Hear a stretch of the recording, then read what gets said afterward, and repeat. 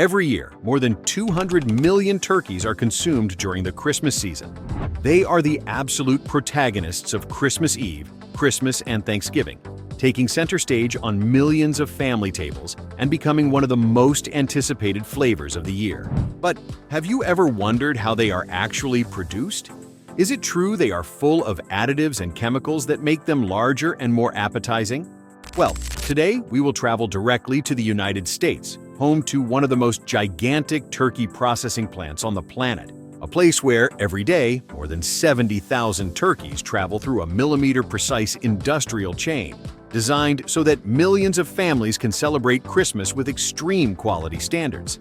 So get ready, because you are about to discover how the most consumed meat of Christmas is mass-produced. Let's begin.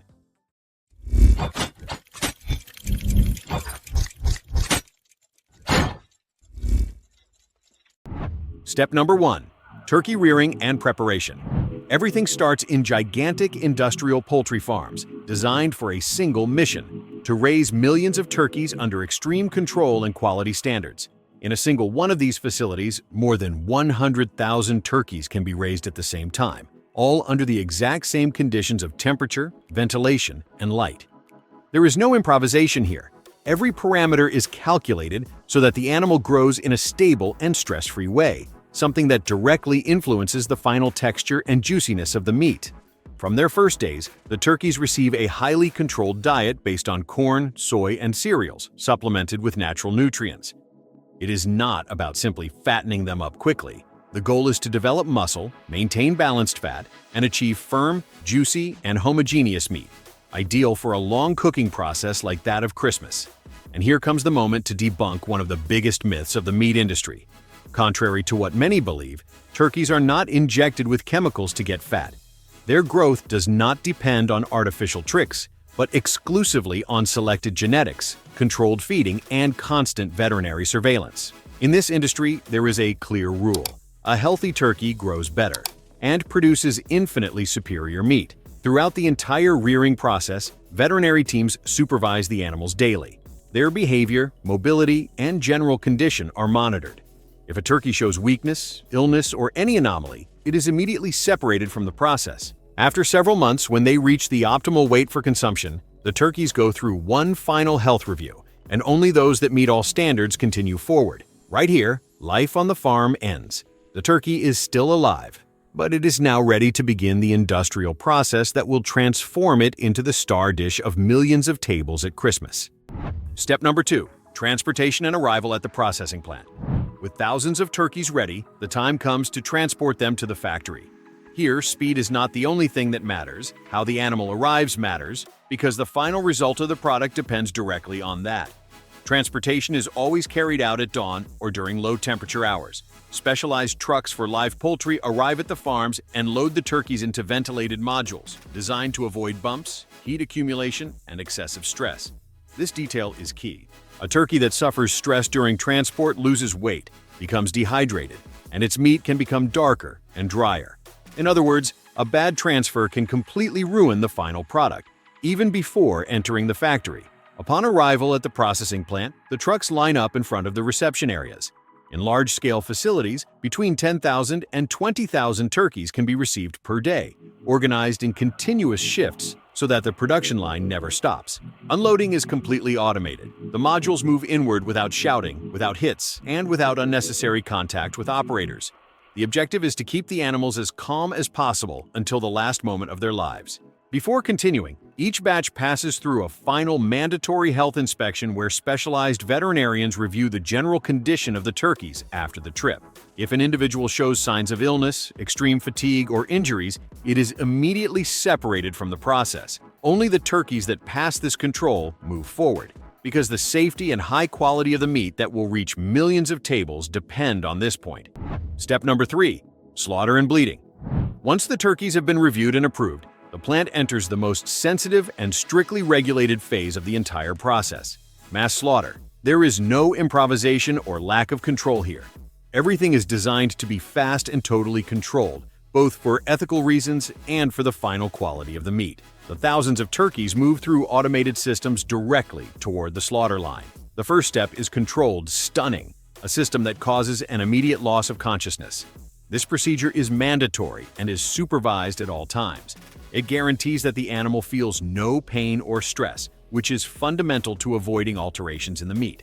Only when the turkey is completely unconscious is the precise cut of the main arteries performed, initiating the bleeding. The body is suspended upside down on an overhead line and remains that way for several minutes, allowing the blood to flow completely into stainless steel tanks. And although it may not seem like it, this point is critical because correct bleeding improves the color of the meat, its texture, and its preservation capacity. If the blood is not properly removed, the product loses quality and deteriorates much sooner. When the bleeding ends, the now lifeless body continues its automatic journey through the production line. At this point, the turkey definitely stops being an animal and becomes raw material ready to be transformed into the Christmas turkey you will devour on Thanksgiving. Step number 4. Scalding and industrial plucking. After bleeding, the turkey's body does not stop for a single second. It moves automatically along the overhead line to one of the most spectacular stations in the entire plant, the total removal of the plumage. Here begins a totally automated, fast, and extremely precise process. The first step is scalding. The bodies enter huge tanks of hot water, normally between 58 and 62 degrees Celsius, a temperature calculated to the millimeter. The bath lasts just a few minutes, but it serves a critical function, loosening the skin follicles without damaging it, allowing the feathers to come off easily. As soon as they leave the scalding tank, the turkeys enter the plucking machines directly. They are huge rotating cylinders equipped with hundreds of flexible rubber fingers that spin at high speed. These fingers hit and rub the body with the exact force to pull out all the feathers, from the largest to the finest, without tearing the skin. The result is almost immediate. In a matter of seconds, a turkey completely covered in plumage comes out totally clean, with the skin intact and without tears. If any minimal feather residue remains, the body goes through an additional fast singeing phase, where a controlled flame removes any microscopic residue without cooking the meat. Immediately afterward, powerful jets of cold water cool the surface, stop the heat, and completely clean the body. At this point, the turkey no longer has feathers, blood, or visible remains. It presents clean, smooth skin, perfectly prepared for the next step. Step number 5. Evisceration and sanitary control. With the turkey already clean on the outside, the time comes to leave it impeccable on the inside. The bodies move hanging by the overhead line toward the evisceration zone, an area where precision is everything. Here, high-speed automated systems work alongside specialized operators, performing exact cuts that allow the interior of the body to be opened cleanly and in a controlled manner. In a matter of seconds, all internal organs are extracted: intestines, stomach, lungs, and other tissues. The liver, heart, and gizzard, for example, are carefully selected for other specific food uses. The rest of the tissues are sent to the byproducts industry, where they are used for animal feed or fertilizers. Here, absolutely everything is reused. With the interior now empty, the mandatory veterinary control comes into play, one of the strictest filters of the entire process. Each turkey is meticulously inspected, both inside and out, in search of infections, internal lesions, color alterations, or any microscopic anomaly. A single failure here could put the health of thousands of people at risk. Therefore, if an individual does not meet the exact standard, it is removed immediately and without exception. Only those approved are washed again with pressurized drinking water and leave the area completely clean, empty, and ready for the next step.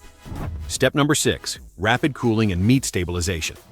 With the turkey already cleaned and inspected, the bodies move hanging by the overhead line directly toward huge industrial cooling tunnels. In a matter of minutes, the turkey's temperature drops suddenly until it reaches between 0 and 4 degrees Celsius.